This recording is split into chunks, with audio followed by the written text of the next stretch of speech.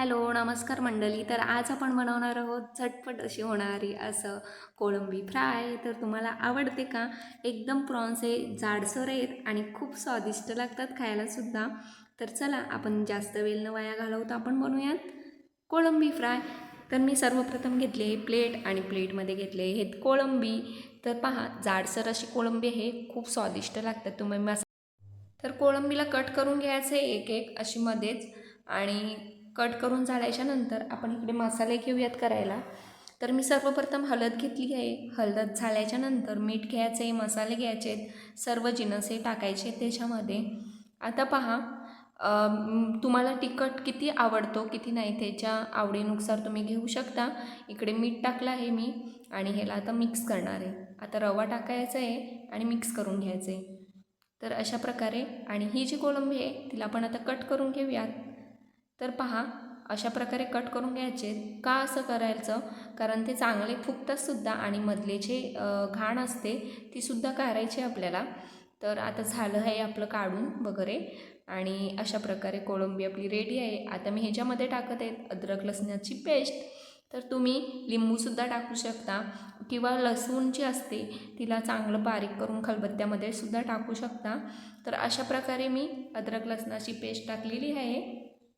त्याला चांगलं मस्तपैकी असं मिक्स करायचं आहे आणि जो आपण मसाला बनवला होता त्याला लावून घेणार आहोत. तर चला लावूयात आपण ते.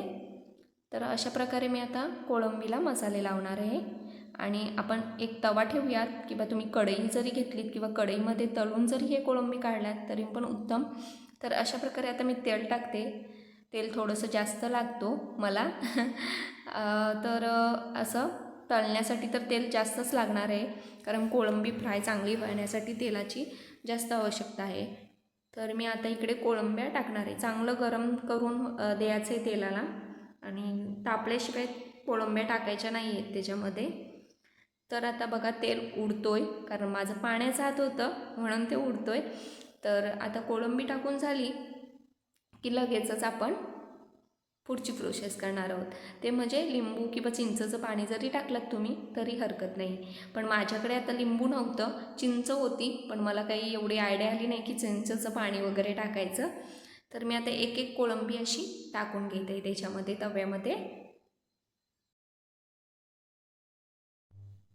तर आता पहा, चांगलं शिजून द्यायचं आहे 5-10 मिनटं. इकडून तिकडून पलटायचं आहे आणि 2 वेळा अशा कोळंब्या म्हणजे 20-25 होत्या. मी काही मोजमाप नव्हतं केलं, परंतु अशा प्रकारे बनवायचं आहे. तुम्हाला जशी कृती करायची आहे तशी करू शकता तुम्ही. तर आपल्या कोळंब्या बघा जास्त होत्या तव्यावरती, तर त्या शिजल्या जात नाहीत जास्त असता कारणाने. तर मी अर्ध्या काढून घेतल्या आणि नंतर मग थोड्या वेळाने टाकल्या.